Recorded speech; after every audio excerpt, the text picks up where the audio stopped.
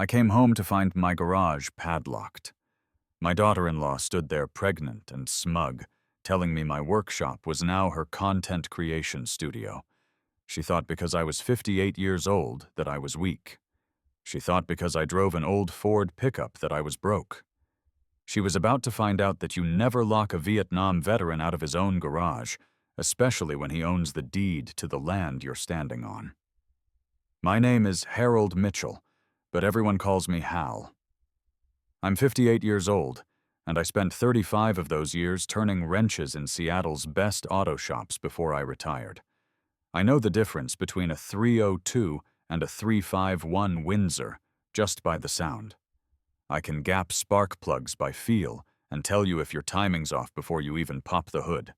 But nothing in all those years of fixing other people's problems prepared me for the betrayal I felt standing in my own driveway last Tuesday night. I'd been gone for 2 weeks, driving my old Winnebago down to Oregon to visit my wife Grace's grave. It's a trip I take every year around the anniversary of her passing, driving the same route we used to take for our summer vacations back when Owen was small. I spend those 2 weeks talking to her headstone about everything: the weather, the state of the world, and especially about our son and the choices he's been making. The drive back to Seattle had been brutal. Rain coming down in sheets so thick my wipers could barely keep up. The old Ford's heater was working overtime, and I had the CB radio crackling with trucker chatter to keep me company through the mountain passes. All I wanted was to get home, park the rig, grab a hot cup of black coffee, and check on my project car in the garage. That garage isn't just a building to me. It's my cathedral. It's a detached 3-car space I converted into a proper restoration shop 20 years ago, right after Grace passed. When the grief got too heavy, when the house felt too empty, I'd walk out there and lose myself in the rhythm of honest work. The smell of motor oil and metal shavings became my therapy. The sound of an engine turning over clean and strong became my prayer. I'd spent the last 8 years nursing a 1967 Camaro SS back to life in that space. Found her rusting in a barn outside Spokane, all original numbers matching 396 big block, but treated like garbage by kids who didn't know what they had. I'd rebuilt that engine from the ground up, bored .030 over, balanced and blueprinted, with a mild cam that gave it just enough lope to let people know it meant business. The transmission was a Muncie 4-speed, rebuilt with all new synchros and a Hurst shifter that clicked into gear like a rifle bolt. But when I pulled my F-150 into the driveway and the headlights swept across the garage, my heart stopped. There, hanging on the door like some kind of sick joke, was a bright silver padlock with a glowing blue keypad, high-tech security for a building that had never been locked in 20 years. I sat there in the truck for a full minute, engine ticking as it cooled, trying to make sense of what I was seeing. The wipers slapped back and forth, and I could feel my blood pressure climbing like a tachometer in the red zone. I never locked that garage. Never had a reason to. My neighbors knew they could come by any time to borrow a socket set or use my air compressor. Hell, old Pete from next door still had my timing light from when he'd tuned up his Mercury last month. I stepped out into the rain, my work boots crunching on the wet gravel. The sound echoed off the house, and I realized how quiet everything was. Too quiet. Usually I could hear the subtle hum of my battery tender keeping the Camaro's Optima gel cell topped off. Tonight, nothing. I walked up to that door and grabbed the handle, giving it a good rattle. Solid as a bank vault. The padlock was one of those expensive smart locks you see in the security catalogs. Probably cost more than my first car. I felt heat rising up my neck, that familiar anger that starts in your gut and works its way up until your vision goes red around the edges. "What the hell?" I muttered, then raised my voice. "Hey, somebody want to explain this to me?" I pounded on the steel door with my fist, the boom echoing inside the empty space. That's when I knew. The echo was all wrong. The garage was empty. All that equipment, all those tools, decades of careful collecting and organizing. It was gone. The back door of the house opened, spilling yellow light onto the covered porch. Ashley stepped out, and right away I could see she'd been expecting this moment. She wasn't surprised. She wasn't confused. She was ready for a fight, holding one of those green vegetable smoothies she's always sipping, her other hand resting on her 5-month belly like she was protecting it from me. "Oh, you're back early," she said, her voice carrying that fake sweetness that always meant trouble was coming. She stayed under the porch awning, dry and comfortable, while I stood in the rain, getting soaked. I pointed at the lock with a shaking finger, rainwater running off the brim of my old John Deere cap. "Ashley, what is this? Why is there a code lock on my garage door?" She took a slow sip of her smoothie, making me wait like some kind of servant asking permission. Then she shrugged, adjusting her designer cardigan that probably cost more than my monthly electric bill. "Owen and I changed it, Hal. We decided it was time for some updates around here." "Updates?" I repeated, taking a step closer to the porch. The rain was soaking through my flannel shirt, but I didn't care. "What kind of updates require locking me out of my own building?" Ashley's smile got wider, but it didn't reach her eyes. "Well, that space was full of dangerous chemicals and rusty old machinery. It's not safe for the baby. Owen and I decided to convert it into something more productive, my content creation studio." Content creation studio. The words hit me like a wrench to the gut. I stared at her, trying to process what she'd just said. "You're talking about my workshop." "I'm talking about unused space that was just collecting dust," she shot back, her fake sweetness evaporating. "Hal, you haven't touched half that stuff in months. It was time to declutter and make room for the future." That's when it hit me. The silence from inside the garage. The wrong echo when I pounded on the door. "Where are my tools, Ashley?" She took another sip of her smoothie, drawing out the moment like she was savoring it. We had everything cleaned out. Professional crew, very thorough. They hauled away all of the old junk so we could start fresh. Old junk. She called 35 years of professional-grade equipment old junk. I felt my hands starting to shake, and it wasn't from the cold rain. "Ashley, there was $35,000 worth of tools in there. My snap-on toolboxes, my engine hoist, my father's torque wrenches from when he worked the GM plant.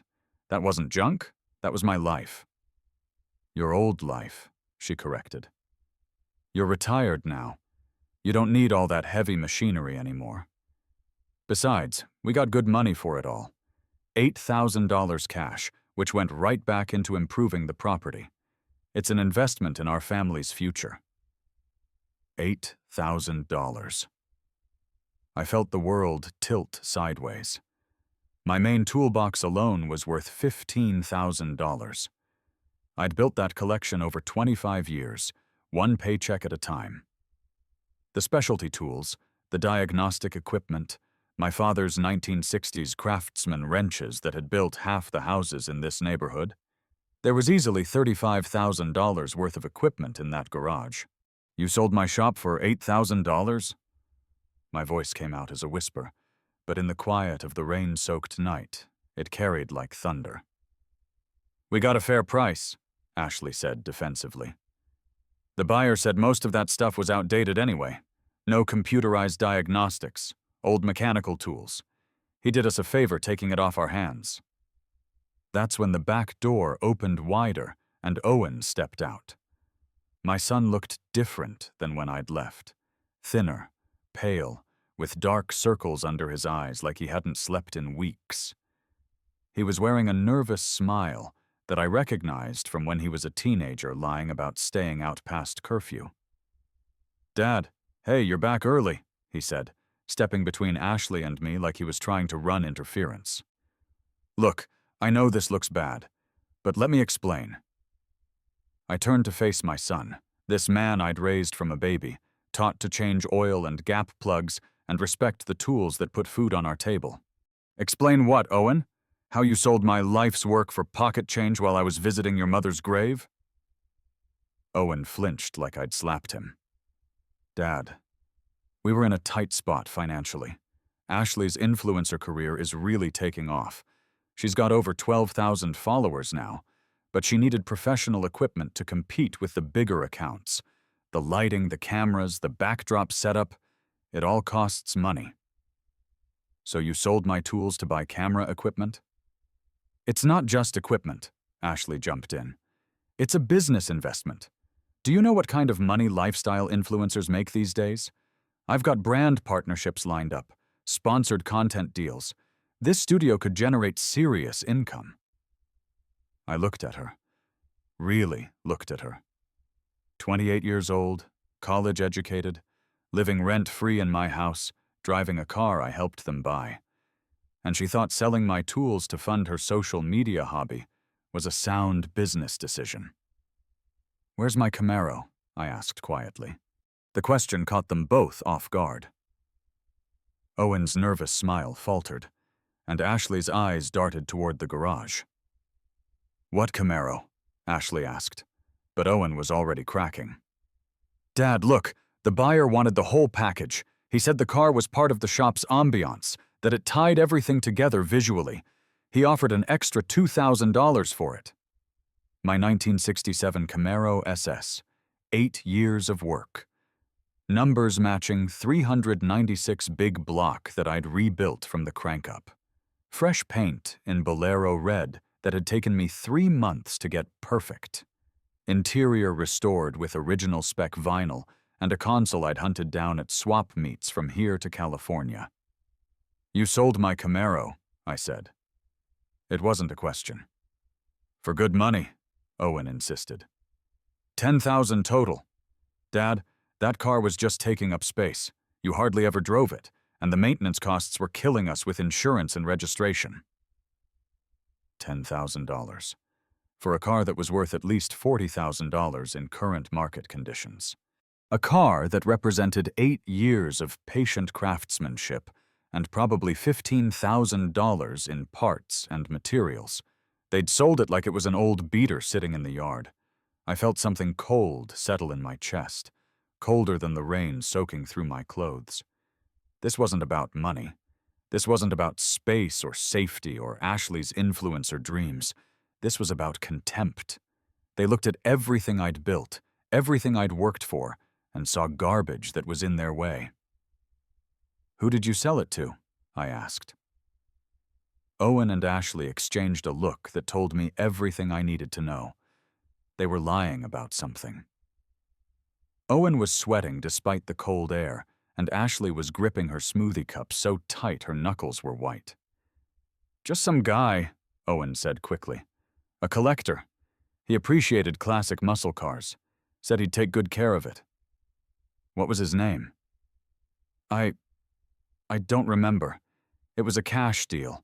He had a trailer, took everything in one trip. Very professional. A cash deal. No paperwork, no receipt. For $18,000 worth of tools and car, and they couldn't even remember the buyer's name. That's when I knew for certain they were lying. This wasn't a sale to some collector who appreciated American muscle. This was something else entirely. Show me the cash, I said. Owen's face went pale. What? Show me the $18,000. If you sold my stuff for cash 2 weeks ago, show me the money. The silence that followed my question stretched out like a timing chain about to snap. Owen and Ashley just stood there on the porch, neither one willing to meet my eyes. The rain kept falling, and I could hear it drumming against the empty garage behind me, like it was mocking the hollow space where my life's work used to be. Well? I pressed. $18,000 in cash should be pretty easy to show me. Where is it? Owen cleared his throat.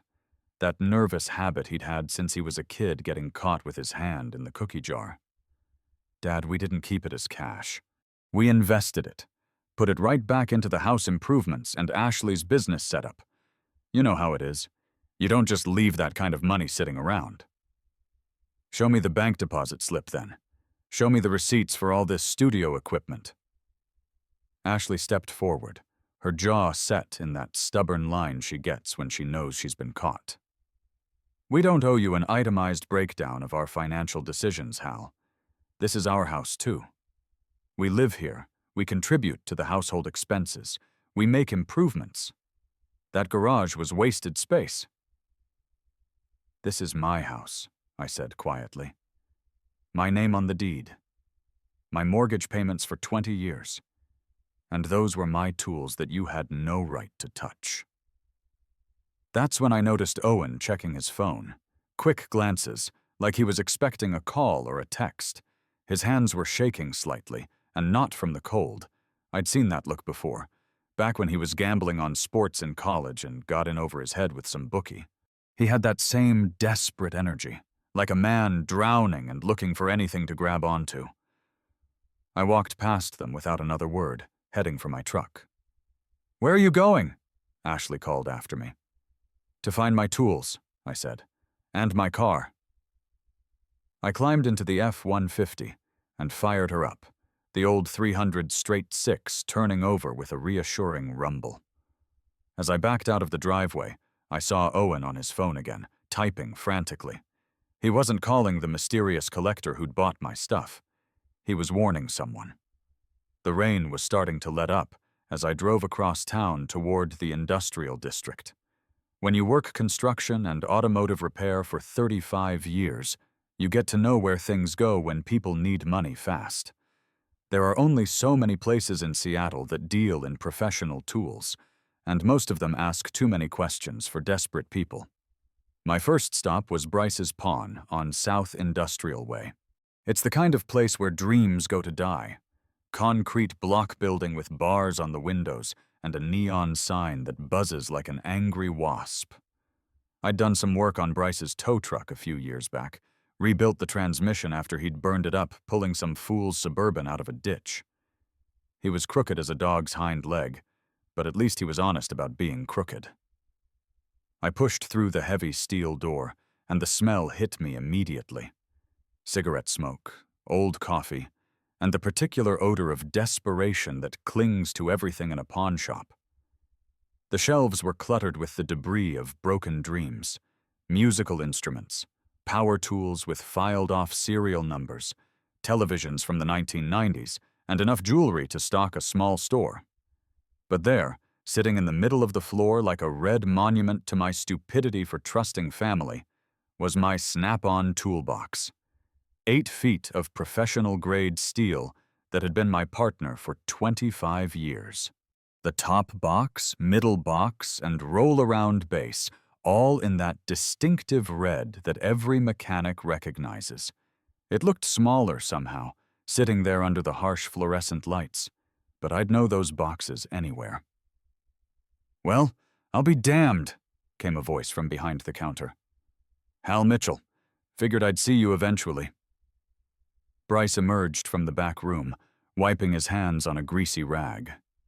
He was a small man, with sharp eyes, and the kind of mustache that went out of style in 1985.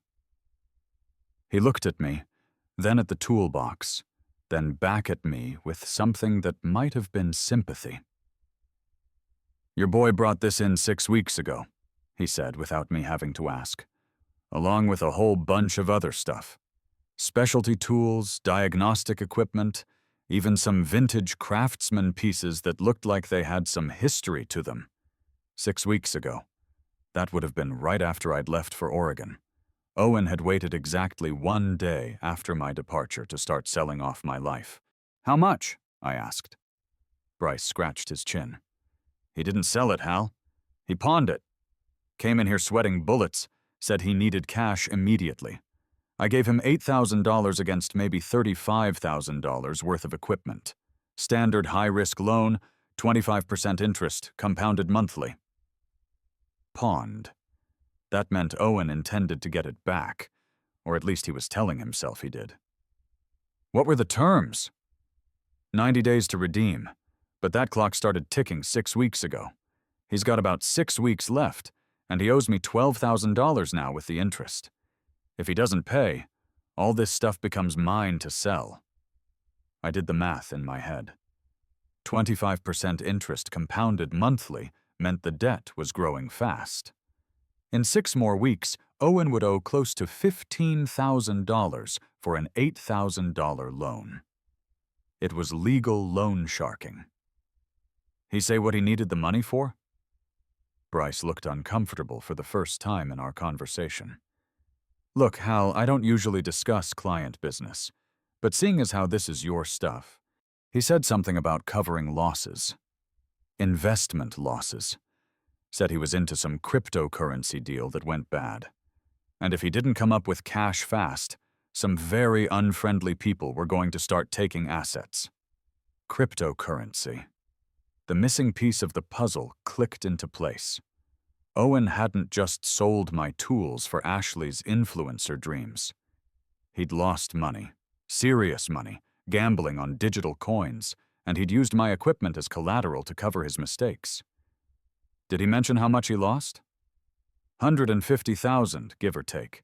Something about DeFi yield farming and leverage trading. Kid was in over his head with sharks who don't take IO us. $150,000. I felt the blood drain from my face. Owen had blown through more money than most people make in 3 years, chasing get-rich-quick schemes in the cryptocurrency casino. And when it all came crashing down, he'd pawned his father's life work to keep the wolves from the door. I reached for my wallet. How much to buy this stuff back right now? For you? The full $35,000 retail value. It's not your pawn ticket, so you'd be buying it as a third party. Unless... He paused, looking at me with those sharp little eyes. Unless Owen defaults on the loan. Then it all goes to auction, and you could bid on your own stuff like everybody else. I left the pawn shop with my head spinning. My son wasn't just weak or irresponsible. He was in serious trouble with serious people, and he was using my property as a buffer between himself and consequences he couldn't handle. As I drove home through the Seattle drizzle, I started putting together a plan. Owen thought he was playing chess with someone who didn't know the rules. He was about to find out that the old man he'd been trying to hustle had learned a few things about strategy during 2 tours in Vietnam and 35 years of dealing with people who thought they could cheat him. The rain had stopped by the time I pulled back into my driveway, but the real storm was just getting started. The next morning, I sat at my kitchen table with a cup of black coffee and started planning my counterattack. Owen and Ashley were still asleep upstairs, probably dreaming about all the money they thought they were going to make from their little scheme. They had no idea that the old man they'd tried to hustle had just figured out their entire game. I spent the day gathering intelligence. My neighbor Pete had one of those Ring doorbell cameras that covered part of my driveway. When I asked to see the footage from the day my tools disappeared, what I found was better than I'd hoped for. Clear video of Owen arguing with Ashley as 2 men loaded my equipment onto a flatbed truck. But more importantly, the audio was crystal clear. "This is insane," Ashley's voice came through the speaker. "Your dad's going to kill us when he finds out." "He's not going to find out," Owen replied, his voice tight with stress. "He's gone for 2 weeks. By the time he gets back, my DeFi positions will have recovered, and we'll buy everything back, plus interest. And if they don't recover, then we'll figure something else out. Maybe sell the house." Sell the house. My house. The house I'd spent 20 years paying for, that I'd rewired and replumbed with my own hands. That's when I knew this wasn't just about some cryptocurrency losses. This was about 2 people who had decided that everything I'd built belonged to them. I spent the rest of the week digging deeper. Owen had left his laptop on the kitchen counter, password protected, but I'd watched him type it in enough times to know it was Ashley's birthday. What I found in his browser history made my blood boil. Trading accounts showing a $150,000 loss on something called yield farming. Loan applications using my house as collateral. And worst of all, a folder full of screenshots showing Ashley's business plan for her influencer empire, budgeted at $25,000 for studio equipment. They'd sold my life's work to fund a fantasy. But the real gold mine was Ashley's social media accounts. She'd been posting pictures of her new studio space all week, showing off the professional lighting setup and camera equipment that used to be my workbench. And according to her Instagram stories, she had a big reveal live stream planned for Saturday night. She was going to show off the completed studio to her 12,000 followers. That's when I had my idea. Saturday evening came with clear skies and a plan 35 years in the making. I'd learned patience in the Army, waiting for the right moment to move. I'd learned precision as a mechanic, where one wrong move could destroy an engine. And I'd learned that sometimes the best way to win a fight is to let your enemy defeat themselves. Ashley's live stream started at 8 p.m. sharp. I watched from my phone as she gave her followers a tour of what she kept calling my new creative space. The comments were full of heart emojis and fire symbols as she showed off the ring lights and camera setup that had replaced my tool cabinets. This transformation has been months in the planning, she told her audience, which had grown to about 150 viewers. Owen's father was using this space to hoard old automotive junk, but we convinced him it was time to embrace the digital age and make room for content creation. That's when I walked into frame. The chat exploded with confused messages as this old man in work clothes appeared behind their favorite lifestyle influencer. Ashley spun around, her face going white as she saw me standing in the doorway of what used to be my sanctuary. "Don't stop on my account," I said calmly, looking directly into her phone camera.